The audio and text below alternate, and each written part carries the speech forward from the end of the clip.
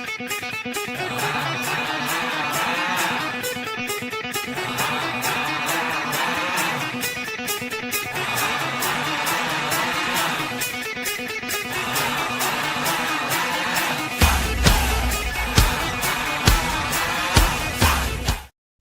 everyone. I'm Gianna Maselli. Welcome to Legal Fockery Friday show. That introduction just gets me fired up, right?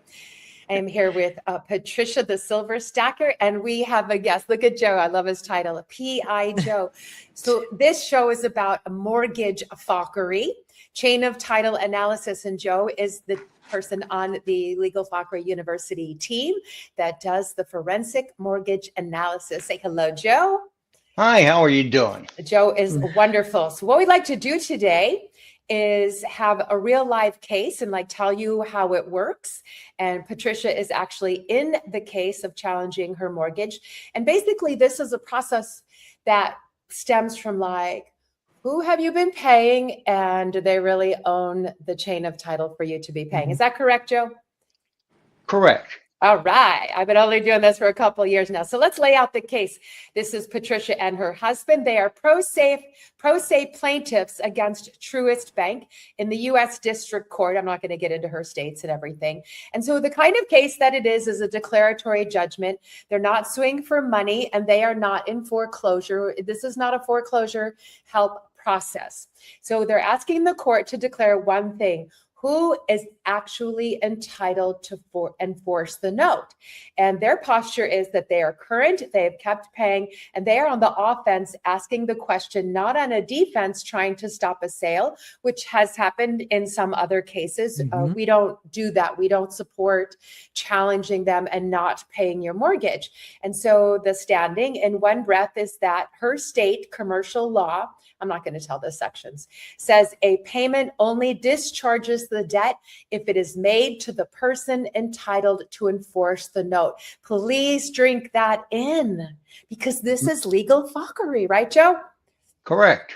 Okay. So if I have been paying a party that cannot prove it holds my note, my debt may not be discharged, and I could still owe the true holder. And that's a real risk of paying twice. And so a concrete risk of harm like that is what gives her standing in the federal court. Patty, you're a genius.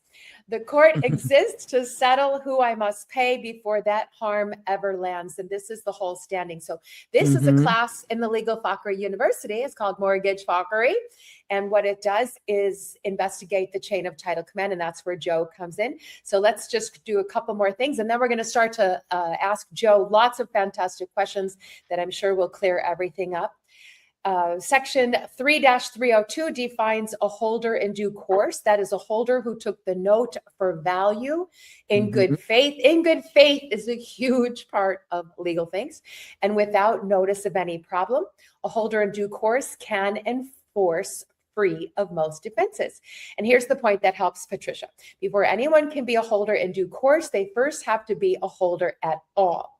And a holder of a note endorsed in blank has to possess the original. So even the strongest form of holder status still comes back to the same demand. Show me the original note. Now we've got some Supreme Court backing, which I think would be a little confusing for people right now. I'll say one thing, that Carpenter v. Longan is an 1872 Supreme Court ruling that held that the note carries the security with it, and an assignment of the security alone. Without the note, it is a nullity. And there's more for the declaratory judgment. And maybe I'll get to that later. But right now, we want to start talking to Joe. Patty, why don't you start with, you have the questions in front of you, right? Yes. Go right ahead, because you are Joe's client and my member. Let's take turns with the questions. Go ahead, sweetie. Sounds good. All right, Joe. So tell everyone what a mortgage audit actually is in plain language. What are you looking for when you open the file? All right. So first off, the first thing that we're going to look at is we're going to go through your docs, okay? Because basically everyone signs very similar documents. Okay, when you go to closing, you sign a note, you sign a deed of trust or mortgage or a security deed if you're in the state of Georgia. All right. And then once you sign those documents, so you're going to sign between 80 and 100 docs. And That's new. then shortly Not me. after that, I'm sorry. Not me. I'm sorry. That's all right. So then they take your security instrument and they record it in public record. So we have to understand first, what is the purpose of public recordation? The purpose of public records is to give constructive notice to the world. Hey, world, look, transactions are taking place, right? Now, I understand everyone's going to say, well, Joe, I've got all those docs already. I understand that, but the documents that you have are the ones that you sign, right? So we're looking for very specific docs, right? Because what we want to do is compare the documents that have been filed in public record, okay, along with the greatest and latest and greatest copy of the note from your loan servicer, right? Along with any assignments that may or may not have been filed into public record, okay?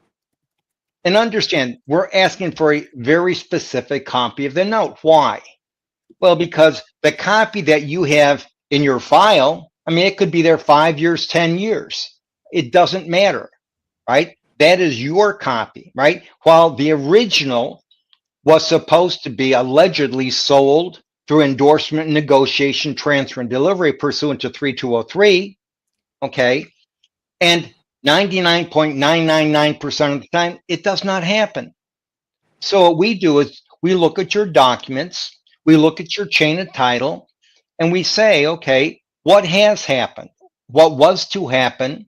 What did happen? And what did not happen pursuant to statutory requirements of law? So that's why, again, we're going to look at a copy of the latest and greatest version of the note. Why? Because that note evidences the debt. The note is not the debt.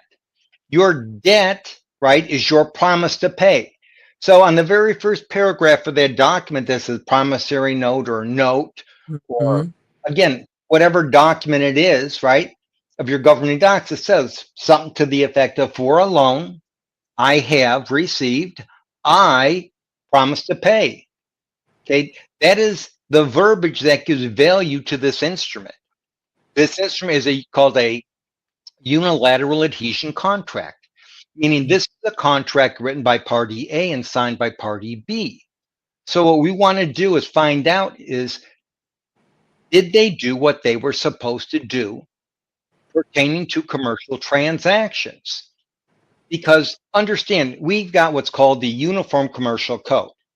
Okay, and prior to the Uniform Commercial Code, we had the Negotiables Act, okay, of 1881, right? And then understand, the Carpenter v. Logan, right, which was an 1871 case and opined in 1872, and then 9 years later, we had Negotiables Act, right? And now we've got the Uniform Commercial Code. And all 50 states have their own version of the Uniform Commercial Code. The Uniform Commercial Code is a set of codified statutes and codes pertaining to commercial transactions so that you can transfer paper, right, negotiable instruments, as easily as money, as paper money. That was the whole purpose. Right. Okay. So when we're looking at your documents, right, the first I'm going to say is, all right, are there any endorsements to the note? Okay, because this is how you're going to transfer it. Because when we look at statutory requirements of law, okay, understand, we're looking at what does it say needs to be done. Okay. Now, for example, if I go to the state of Maryland and I go to Maryland Commercial Code 7-501, okay, that is the document, right? Or that's the statute that says form of negotiation and requirements of due negotiation. A says the following rules apply to a negotiable tangible document of title. 1, if the document's original terms run to the order of a named person, the document is We're negotiated by losing you a little bit. the document is negotiated by the named person's endorsement and delivery. So what we need to do is find out is, are there any endorsements to the note? Okay, so that's what you're looking for when you open the file. Okay, Correct. we gotta keep it because the people are always thinking, what's in it for me? You know, Okay. this is a little too high level for them. So, you know, basically you're looking for legal fockery. I'm comparing the difference, okay? Yeah. What has changed from their original closing docs to the version of the document that we got from the loan servicer, being the note. Okay. Which Is I there have any difference? those items. Okay. So Yeah. Right? Okay. Question 2. What is the difference between a payment history audit and a chain of title or securitization audit? Why are you laughing? All right, let's just break this down, okay? Again, Now let's keep it simple.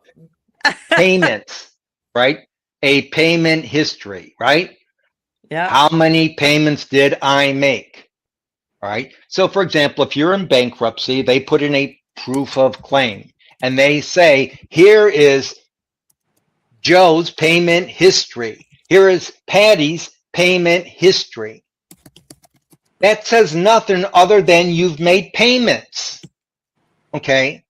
An investigation, right, into parties that should have been named in public record, that should have been named to the instruments, is what we look at. What were the transactions that were to take place? Did they take place? Did they not take place?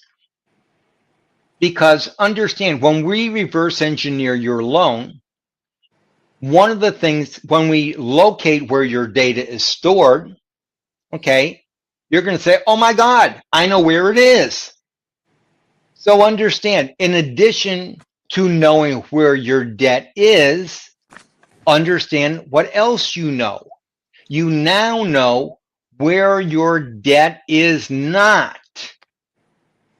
Okay? Because 90% of the time, the parties that are coming for enforcement is your loan servicer. Of course. Right? But we have lots of questions. So can we just stick Okay. to each one? Because we're going to Yes. get to those, you know. Patty, go ahead with the next one. When a loan gets sold and resold, what actually happens to the original wet ink note? Where does it physically go? All right, so one, you're saying loan. Loan consists of many documents. So are you talking about selling the note, assigning the deed of trust, transferring the debt, selling the debt as a transferable Article 8 record? Well, the average layperson does not know all those things. Okay, so loan, right? I would tell everybody to don't use that word, right? Because when you use the word loan in its entirety, you're talking about a bunch of documents, more than one. Okay, so if you're saying, Joe, they sold my loan, well, then you're telling me, Joe, they sold my note through endorsement, negotiation, transfer, and delivery. Joe, they sold my debt as a transferable record. And Joe, there was an assignment of my deed of trust or mortgage. Okay. When in fact, very seldom does any of that happen proper. Right. So what happens to the original wet ink note? Where's that original? We really don't know. Normally it is in the collateral jacket. Okay. And that collateral jacket, right? It's an actual folder. Okay. So when you went to closing, all them documents have to be saved. Okay. And again, that's like 80 to 100 docs. Original warranty deed, original title, you know, the name of the investor. And if you have a GSE such as Fannie Mae, Freddie Mac, Ginnie Mae, within those, for example, with Fannie Mae, right? Fannie Mae has specific verbiage, all right, that says a document is to be prepared in recordable form and not recorded. Well, that document that they're talking about is an assignment of the deed of trust or an assignment of the mortgage. And it is prepared in advance when you're at closing. And it sits in your collateral jacket folder. Where does the jacket folder go? That goes with the custodian of documents.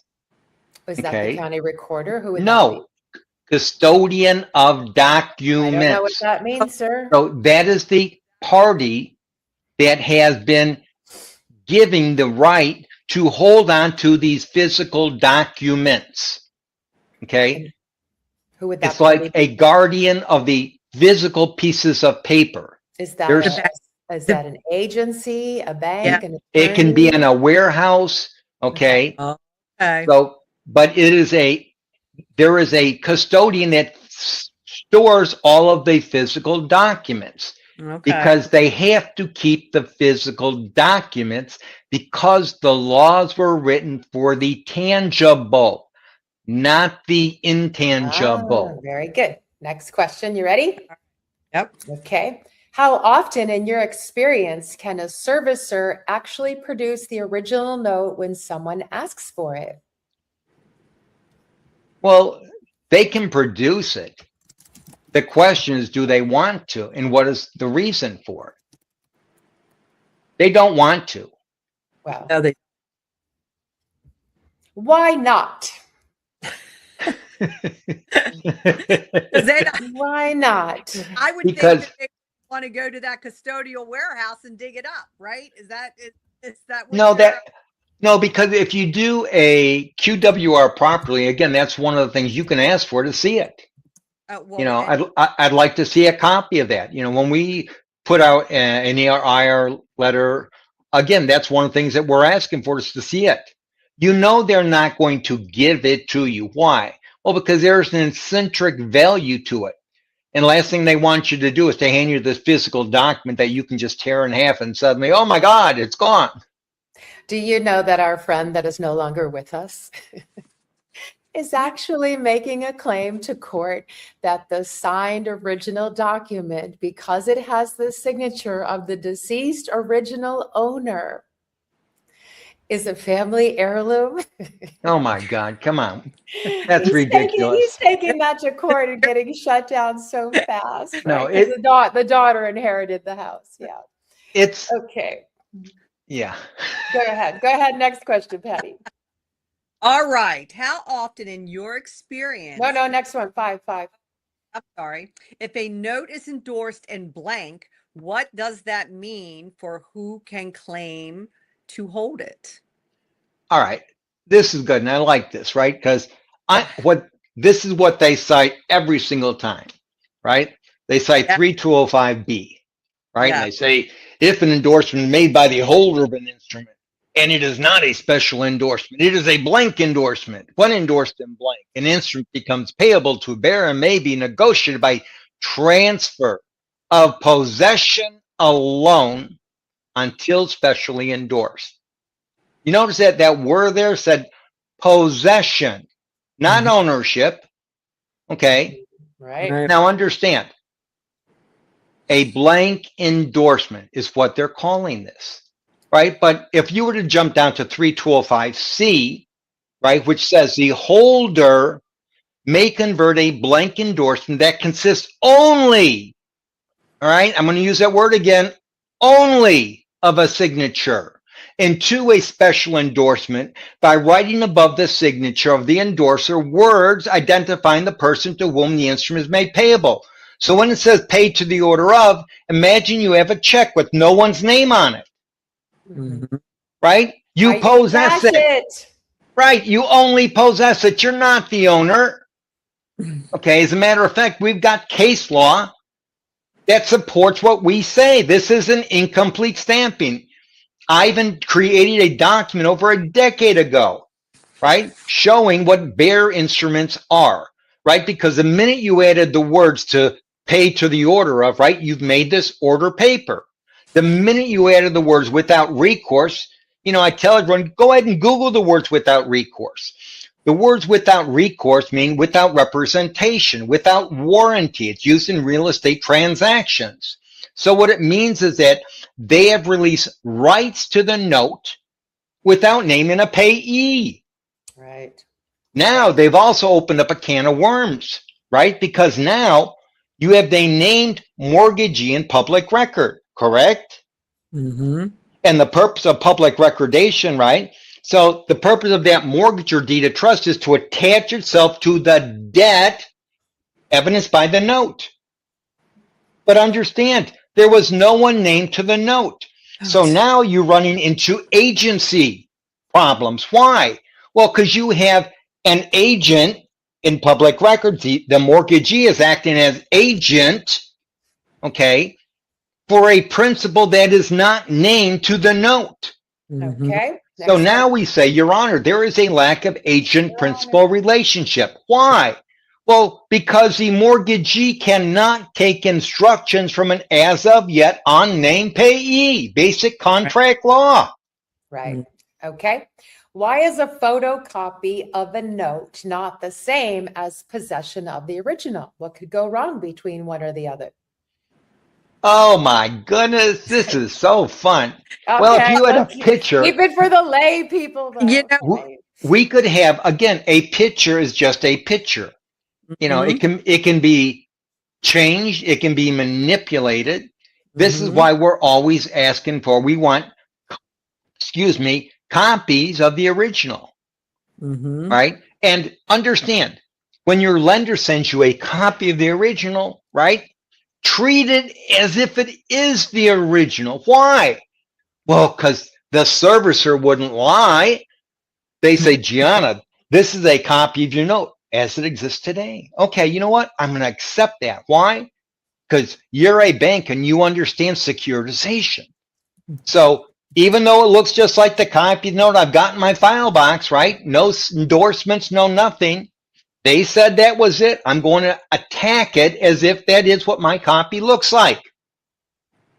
Because Okay. now we've shown you where your debt is, as well as now you know where your debt is not. Not right. All right. So let's move on to number 7 here. What do you think for No, look for it. number 7? What do you look for on an endorsement or an all along that tells Allonge. along A Allonge. launch. law tells you whether it was done properly and when? What does a lodge mean? I don't even know what that Allonge. All right. So an allonge is supposed to be used when there is no more room on your document for the endorsement. That is how it's supposed to be used proper. Oh. And this allonge is a separate piece of paper that is to be so firmly affixed so not to come off. So firmly affixed, meaning it needs to be stapled, cemented, whatever. So what's interesting is whenever they send copies of this allonge, and you're like, Joe, why are there holes on some of the pages and there's no holes on the other pages? Basic proof that they're just taking pieces of paper and trying to put them together. Wow. Okay. Okay. Next is me. What is robo signing and how does it show up in the audits you have done? To be honest, we don't get into robo signing a lot, and I'll explain why. Because ever since we got into the consent decrees back in 2010, and they did all of those orders, the courts stopped looking at robo signing. Because if you understand that the purpose of an assignment is to memorialize transactions pertaining to the sale of the tangible promissory note and the acquiring of rights, it does not cause the sale, nor does it cause the acquiring of rights, as those are done pursuant to statutory requirements of law, which haven't taken place yet. So we don't need to say Donald Duck signed this, Daffy Duck signed this. It doesn't matter who signed it. Okay. What was the purpose of it is what you need to understand. Okay. Now we're going to get in some meat and potatoes, Joe. Yes, the chain of title and securitization. Walk us through on how a loan travels into a securitization trust. Where do the breaks usually happen? Okay, so understand, in the last 10 years, over 90% of all deals are sold to GSEs, government-sponsored enterprises, such as Fannie Mae, Freddie Mac, Ginnie Mae, Farmer Mac. All right, that is where over 90% of all loans are sold to. Why? Well, because if you understand, after our recession in 2010, okay, the bulk of the entities that used to create the RMBSs went out of business. IndyMac, Lehman Brothers, Bear Stearns, okay, they all went by the wayside. So after that happened, this is why we have $80 billion that went into Maiden Lane 1, Maiden Lane 2, and Maiden Lane 3. So right now, the bulk of the deals are sold to government-sponsored enterprises. Okay. What what role does MERS play, and why do people say the note and the deed of trust can end up on separate paths? All right. Mortgage electronic registration systems is an electronic registry, period. Like a filing. It's a registry. Imagine having a notebook, except this is an electronic notebook, and it keeps track of the loan servicers, okay, period. And where do the loans go? The debt. That's what it's supposed to do. Okay. But that's it. Understand, it doesn't operate in the real world. It doesn't really have a role. Just No. registering. Okay. What? Patty? Okay, yeah, that's interesting. When a bank merges into another bank, does the note automatically follow? Or is that something that has to be proven? No. Understand, your Ah, debt is bifurcated, right? Your debt is sold minutes, days after you've had that initial signing. All right. The debt is sold, right? so And the debt is sold before the bank has gone out of business. okay, I do have a question. So when you don't pay your mortgage for 3 months, let's say I was in foreclosure and I didn't pay my mortgage for 3 months, does that debt get pushed back to the first bank? Like No, so no, no, no, no. So okay, understand. All right. So you signed the note, you signed the deed of trust. They've right? recorded the deed of trust. Now they say we've got a proper mortgage back encumbrance. And for that moment in time, they do. Right. Now they sell the debt to Freddie Mac. All right. And Mm-hmm. we know the debt is with Freddie Mac because, again, we went into the Freddie Mac single family loan level data set and acquired the data. But when we look to the note, there's no endorsements to the note. So if there's no endorsement to the note, that tells you what? That the note was never transferred proper. And if there's a stamping on it that says paid to the order of with an as of yet unnamed payee, again, it's an incomplete stamping. We know what they intended to do because it says paid to the order of. But until the payee is named, no one will acquire rights to the instrument pursuant to 3203. Okay. Very Joe, good. is it difficult, wrong, or arduous for the borrower to ask the simple question of the bank, who is entitled to enforce my note? Are we disruptors? They hate us, right? They hate anybody that's questioning their situations, right? Isn't that a You're- fair question to ask if I'm paying you? And people always talk about, oh yeah, I got a notice my well, I'm not sure if it's the servicer, the bank that, people have a perception that the loan was sold, and, we already know what the loan encompasses, the 80 papers, but, You're looking why for can't we Pete, person entitled to enforce. I like That's Pete. it. Right. Okay. Yeah. Pete's missing. You Where's are Pete? so cute, Yeah. right? Right? True. True. That's what you're talking about. Well, Pete's gone. Pete is not around. Why? Well, because if you understand, rights to the note do not extend to the deed of trust. So if no one is named to your note, no one has acquired rights of enforcement.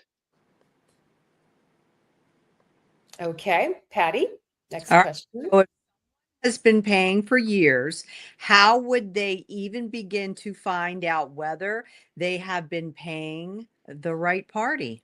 Well, first they take the class in the Legal Fockery University. Right. Because you have to I know it's very high Right. level, but we break it down in the class. There's a Mhm. 90-minute video of Joe explaining it in detail. There's, I don't know, easily 100 people in that class, and it's a community. So you're not just doing this all by yourself, and you can ask questions, and everybody's in this together. Go ahead, Joe. How can people find out? They hire you from my class. And what do you do? What do people need to bring to you to hire you once they've been in my class? Which Joe has complimented me, saying that everybody who sends him people, mine are the most qualified and educated. So it's really quite simple. Yep. All right. We're going to ask for a copy of the promissory note, right? The latest and greatest version from their loan servicer. Why? Well, because the servicer services the loan. That's it. No more, right? Now understand, when they do foreclose, it is the servicer, right? That- But that comes to foreclose. But Yes. what everyone needs to understand is, write this down. Right. Get your pencils. Here we go. 15 USC chapter 41, section 1641F. And that goes to treatment of servicer. I'm going to repeat it one more time.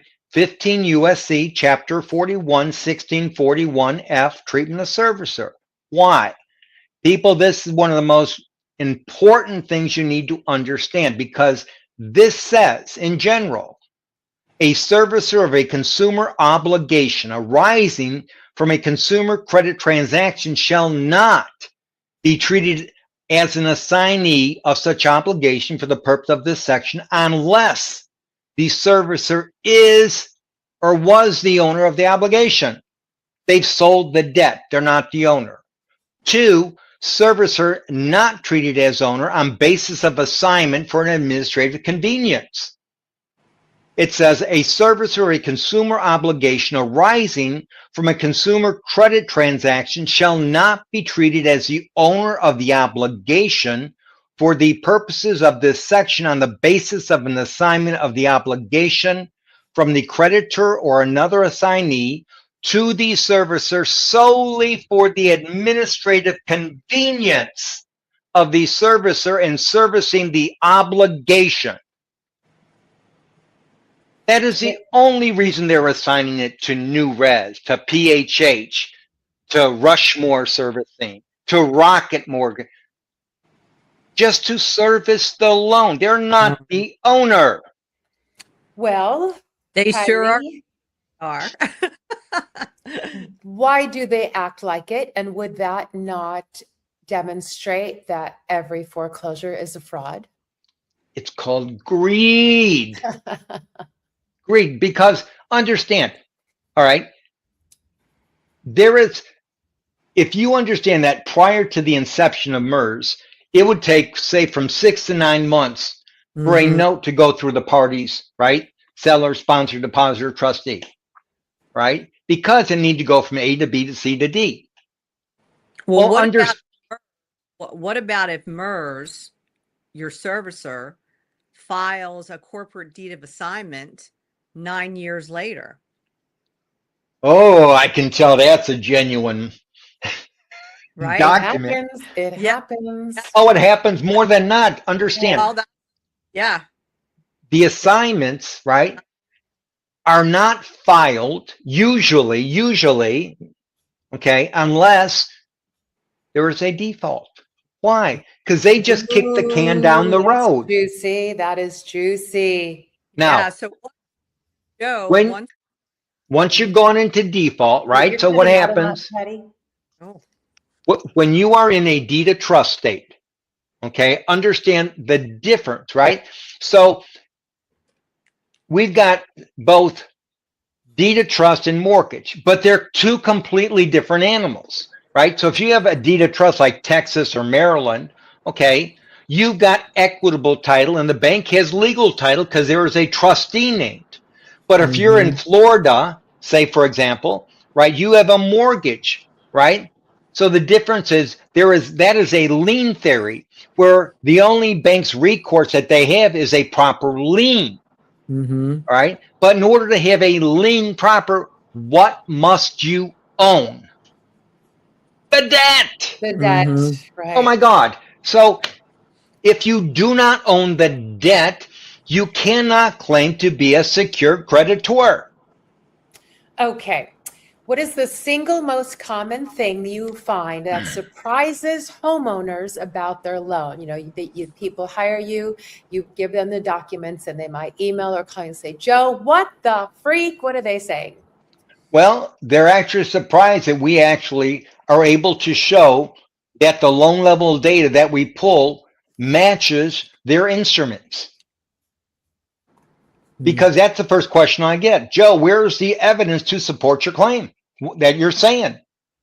And could you describe, you get something from, you get data, which probably the average person could not decipher, and then you put it into an affidavit. It's just a talent that you have because you're obviously obsessed with this, like I'm obsessed with traffic tickets and Patty's obsessed with silver. So you take that data. What does it look like? Well, this is so- in the class, but just if we can tell. Sure. on the So show for here. example, if you have a loan and you're with, say, Fannie Mae, Ginnie Mae, Farmer Mac, okay, or Freddie Mac, all right? So when we get the data, we're going to get like 4 or 5 lines of just raw data, right? Just numbers and letters, all right? So what we're going to do is we're going to take that data and we're going to extrapolate it, meaning we're going to open it up into a single column running north and south.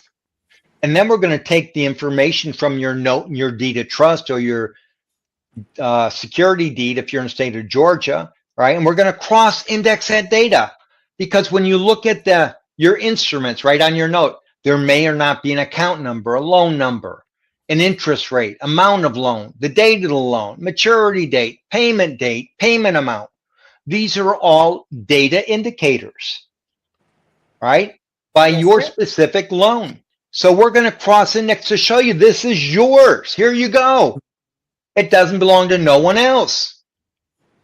And if you have an FHA, VA loan, okay, there's also an additional indicator information as you have what's called either a VA case number or an FHA case number that follows all of your documents around. And that's also in the loan level data if you had, say, a Ginnie Mae deal. Okay.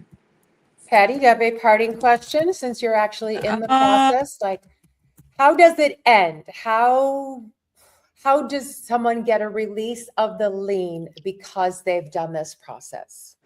Or Oh. quiet. Yes, Well, right.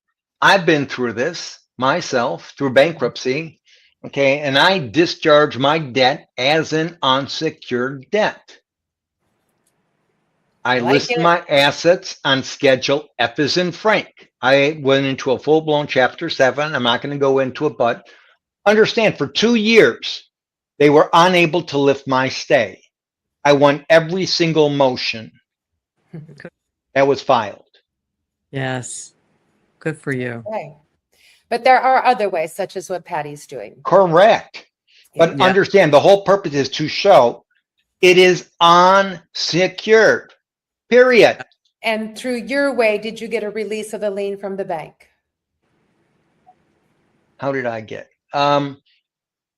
They had a release of the deed of trust, and I put a renter into my house for the next 5 years. Is that pertinent? Well, yeah, because I was forced to leave the state because the AG came after me and wanted to arrest me. Oh, okay, okay. So I had to leave. So I put a renter into the house. Okay, but you Well, that still was own the house. Yeah. Yeah. Yeah. So Okay. Okay, now Patty, you are in the phase where you have sent the request for the bank to prove this and that and the other thing. And you start in the state court and they try to get you to go to federal court, which usually favors the banks, but you Yeah. have been, are you in federal or state? Wasn't it kicked back to I'm state? No, I'm still in federal court right now. Okay, I'm sorry. It's harder to keep track of everyone.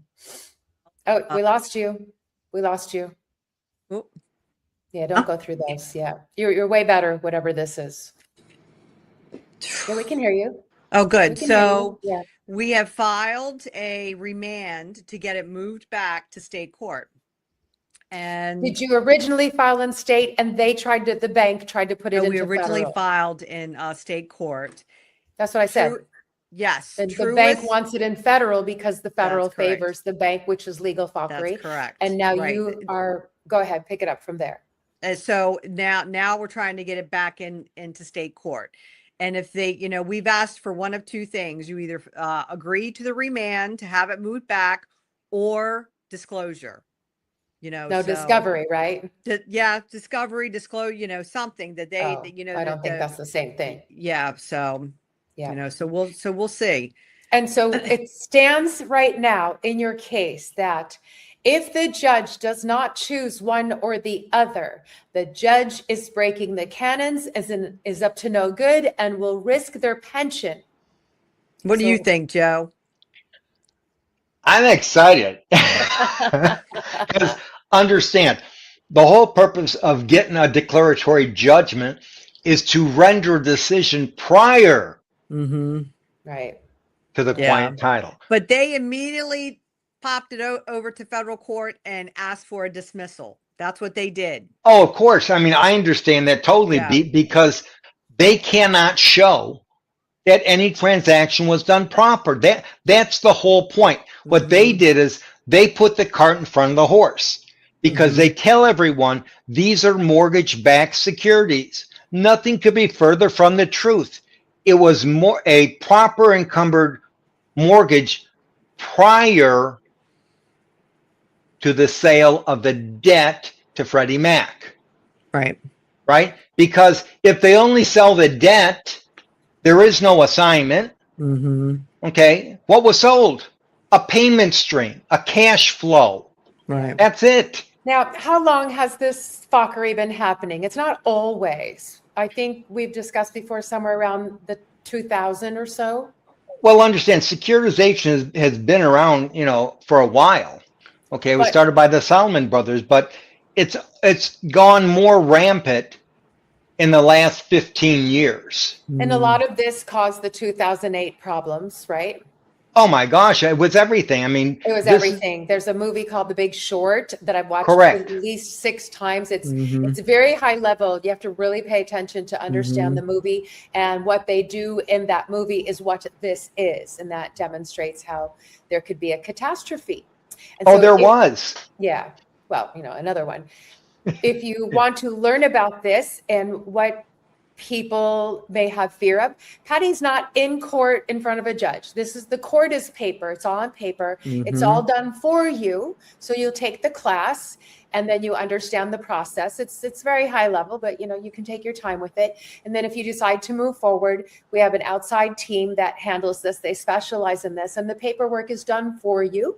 But of course, you want to read it and you want to understand what's going on because you are a pro se litigant. You are filing it on your own behalf with your own signatures, but you're not writing the papers. There's things that mostly you just supply the papers and the documents are done for you. But of course, you have to be cognizant, and it could take up to a year. It's not overnight. It used to be shorter, but it's not. I think because There's a lack of people doing the discharges.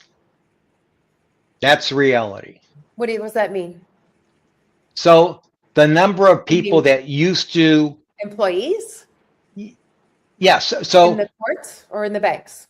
in the courts, not the banks. Okay, yeah, the courts So- are short. Yeah. Yeah, they're very short. And the way that people are starting to do it now is catching the courts off guard. Yeah, it does evolve. It has evolved, and we've been doing this 2 years now, almost the end of 2 years. And Patty's been in it maybe 9 months, I think, Patty. Somewhere in Yes, that it's been neighborhood. And so it's been a journey for sure. Because I- they're just filing document after document to try to get it dismissed. Yeah, we laugh because we understand this now, and that's Mm-hmm. the fun of being in Legal Fockery University. And if you want to join, you go to joingianna.com. There's a 3-day free trial. You'll meet Joe and Patty, and it's a community of like-minded people. There's hundreds of people in there, and you will lose the fear when you are around the right people, because this is what we do. This is what we say. This is what we talk about. We only talk about real tangible things. Oh, yeah. Any parting words, Mr. Joe? Yeah. So understand, right? So this is all about title, period. Okay. What is title? This is what people need to understand. So title is a union of all elements constituting the legal right to control and dispose of property. I like it. Title is a legal link between a person who owns property and the property itself. Title is a legal evidence of a person's ownership rights or interest in the property. Title is the manner in which the right to real property is acquired, the conditions necessary to acquire a valid claim to land. Mhm. Title is the right itself, the legal consequences of such conditions. That is what this all And on amounts that to. note, Joe, thank you. It's always a pleasure to have you. You are just a superstar of this. Joe's not reading that, you guys. That's just how Joe speaks. Joe knows this like the Thanks, back of his everybody. hand. I Okay. appreciate everybody being on this call as well. We have Joe about once a month, so we're going to see you in like 4 weeks. All right. Yep. Bye-bye. Thanks, Bye. everyone. Thanks.